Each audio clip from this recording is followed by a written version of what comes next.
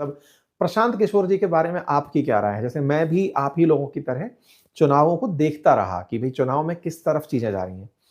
तो यार ना मैं प्रशांत किशोर जी के बारे में एक बात जो अच्छी कहना चाहता हूं वो ये है, मैं उस दिन भी बोला था चुनाव के विश्लेषण में, आज फिर से बोल रहा हूं।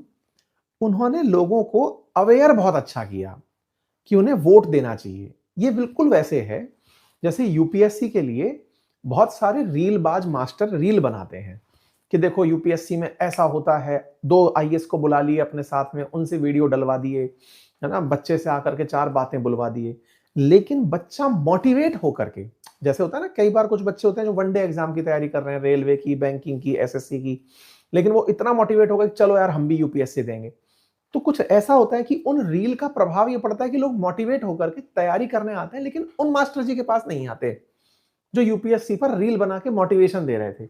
वो जब बाजार पहुंचते हैं तो वहां जाकर पूछते हैं कि यार यहां पर बढ़िया कोचिंग कौन सी है। अब बढ़िया का फैसला कैसे होता है? जिसने समय पर कोर्स पूरे कराए हों, जिसने समय से पूरा पूरा काम किया हो, जिनके साथ में लोग जुड़ करके अच्छे से अपने रिजल्ट तक पहुंचे हों। तो जब कुछ ऐसी चीजें सामने आती हैं तो फिर लोग इस डिसीजन तक पहुंचते हैं कि अच्छा, अगर यहां पर रिजल्ट इस संस्थान से अच्छे आए हैं तो चूंकि मेरे ये लाइफ का फैसला है, तो ये जो रील बनाकर गुरुजी माहौल बनाए थे कि साहब हम बढ़िया डायलेक्ट में बोल दिए उत्तर प्रदेश की, बिहार की, राजस्थान की, कि साहब देखिए बबुआ ऐसा होता है कि ललुआ ऐसा होता है, बोले ये तो सब मास्टर जी मोटिवेट बढ़िया कर दिए, पढ़ने के लिए हमें किसी संस्थान जाना होगा। तो मैं इस बार के लिए प्रशांत किशोर जी को उस कैटेगरी में रख रहा हूं कि उन्होंने लोगों को वोट देने के लिए बहुत मोटिवेट किया, मतलब इतना मोटिवेट कर दिया कि लोग ना वोट को अपना राइट समझने लगे। और जब वो ग्राउंड में पहुंचे और उन्होंने देखा कि हमारे सामने ऑलरेडी दो पार्टियां हैं, सत्ता पक्ष और विपक्ष में, एक तरफ महागठबंधन खड़ा है और एक तरफ एनडीए खड़ा है, तो उन्होंने उनमें से किसी बेहतर को विकल्प के रूप में चुन लिया। लेकिन हां, अब इसका मतलब यह नहीं है कि प्रशांत किशोर जी के लिए भविष्य की संभावनाएं खत्म हो गई हैं, नहीं। अब यहां से आगे प्रशांत किशोर जी इसी तरह से अब अगर मोर्चे को दबाकर अगले 5 साल के लिए रह जाते हैं, ये वही वाली बात है कि एक बार मास्टर जी ने कोचिंग में बढ़िया पैसे लगाए, छात्र नहीं आए, उनने अपनी दुकान बंद कर दी, तब तो साहब वो पैसा वेस्ट हो गया। लेकिन अब यहां से आगे वो अगली बार के लिए, चाहे लोकसभा हो चाहे विधानसभा हो, ग्राउंड रूट पर जुड़ करके, क्योंकि नेता होने के लिए विधानसभा में बैठना ही मैंडेटरी नहीं है। आप जब विपक्ष के नेता होते हैं और आप एक जन नेता होते हैं तो फर्क अंतर इतना होता है, विपक्ष के नेता को विधानसभा में फंड मिलता है और जन नेता को फंड नहीं मिलता है, लेकिन मौका पूरा मिलता है अपनी बात रखने का। ये लोकतंत्र है। तो प्रशांत किशोर जी को चाहिए कि जनता के मुद्दों को वो अभी भी उठाते रहें। उन्हें जनता का खूब प्यार मिला है, खूब सारा पॉलिटिकल सपोर्ट मिला है।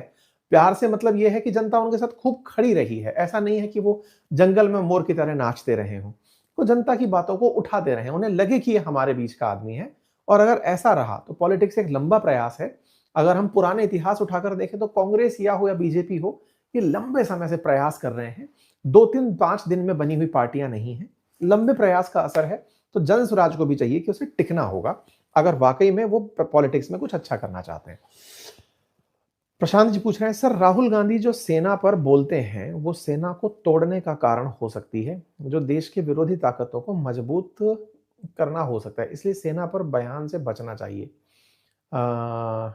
यार देखिए, आपने जो बात लिखी कि सेना पर बयान से बचना चाहिए, इसके दो मायने हैं।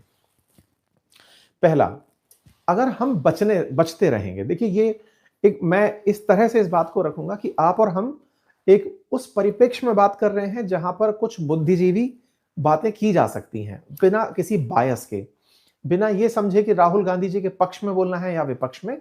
हम केवल इस बात को समझते हैं, क्या सेना पर बोलना अपराध की श्रेणी में आता है?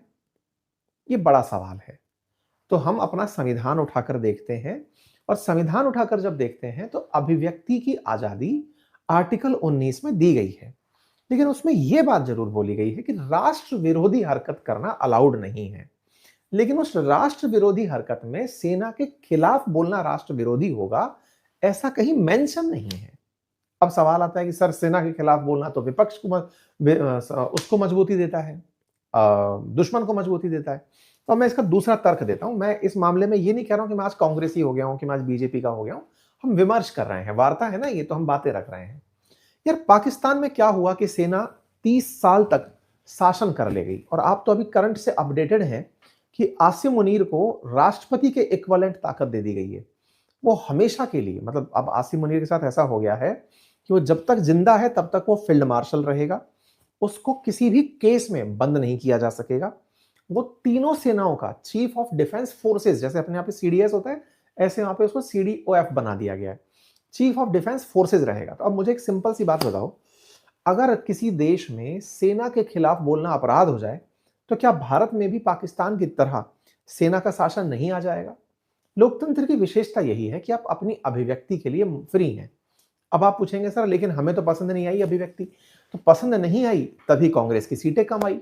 भाई जनता को पसंद नहीं आई, ये फैसला लोकतंत्र ने किया ना। लोकतांत्रिक व्यवस्था में आपने और किसी और ने, जिसने भी वोट दिया, उसने ये देखा कि यार नहीं यार ये ठीक नहीं जा रहा है भाई, मतलब ये नहीं कहना चाहिए था। आपका बयान कहीं ना कहीं दुश्मन को लाभ दे रहा है। तो आपके इस बयान से क्या हुआ? उनको राजनीतिक रूप से नुकसान हुआ और कांग्रेस को बड़ा नुकसान है। मतलब इतनी देर तक मोटिवेटेड रखना किसी पार्टी को बड़ा चैलेंज का विषय है भाई। और राहुल गांधी जी की ये तो मान्यता, मैं कई बार ये बोलता हूं कि मेरे लिए राहुल गांधी जी अपने आप में एक बहुत बड़ी स्टडी है यार। और स्टडी इस मामले में है कि आप में से, हम में से बहुत सारे बच्चे जब एग्जाम्स की प्रिपरेशन कर रहे होते हैं, तो एग्जाम की प्रिपरेशंस में बहुत बार मोटिवेशन हार जाते हैं। राहुल गांधी जी को देख करके एक बात जो मैं कह सकता हूं वो ये, अखंड लेवल की उन्होंने ट्रोलिंग सहन की है। मतलब हमारे देश में उनसे ज्यादा शायद ही कोई ट्रोल हुआ नेता हो, अपने नाम को लेके, अपने परिवार को लेके, अपनी योग्यताओं को लेकर के। उसके बावजूद भी वो आज लीडर ऑफ अपोजिशन के पद पर बैठे हैं। बैठने के साथ साथ उसको मैनेज कर गए हैं। दोनों बातें अलग होती हैं। एक तो हो गया कि राजा बेटा है कि जा मैं जिद करके बैठ गया, और एक वो व्यक्ति पद को मैनेज कर गए। मतलब ये हुआ कि कांग्रेस में और अपोजिशन में ये विश्वास हुआ कि राहुल गांधी जी हमारे नेता हैं। लीडर ऑफ अपोजिशन का मतलब हुआ विपक्ष ने उन्हें अपना प्रधानमंत्री चुन लिया है ना, ये बिल्कुल वैसी चीज है। तो अगर ये करने में वो कामयाब हुए हैं, तो इसका मतलब उनसे कुछ तो सीख। हर किसी से, देखो राजनेता हल्की चीज नहीं होते। मोदी जी को भी अगर देखोगे ना तो बहुत कुछ सीखने की चीजें हैं। मैं, अगर कोई मुझसे पूछता है कि यार मोदी जी से आप क्या सीखते हो, मैं बोलता हूँ यार मोदी जी से सीखने की बात यह है कि मैं as an educator, as an influencer, as an news analyst लोगों के सामने घंटों बोलता हूं छोटी सी बात समझाने के लिए। मोदी जी 5 मिनट के अंदर बहुत बड़ी बात को समझा के निकल जाते हैं। तो अगर उनसे सीखना है तो उनकी भाषण कला, उनकी संप्रेषण कला, कि उन्होंने जो बात पकड़ी उसको आसान रूप से कह के निकल गए। उनकी बॉडी लैंग्वेज, लाखों लोगों के सामने एकदम टिके रहना, अडिग रहना, राजनेता में सब में बहुत कुछ सीखने के लिए है ना।